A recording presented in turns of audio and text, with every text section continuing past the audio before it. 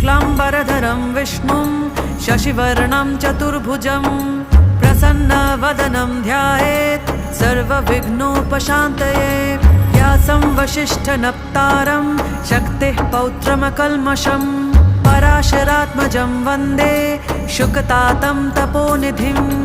व्यासाय विष्णुरूपाय व्यासरूपाय विष्णवे नमो वै ब्रह्मनिधये वासिष्ठाय नमो नमः। अविकाराय शुद्धाय नित्याय परमात्मने सदैकरूपरूपाय विष्णवे सर्वजिष्णवे। यस्य स्मरणमात्रेण जन्मसंसारबन्धनात् विमुच्यते नमस्तस्मै विष्णवे प्रभविष्णवे। ॐ नमो विष्णवे प्रभविष्णवे। श्रीवैशम्पायन उवाच श्रुत्वा धर्म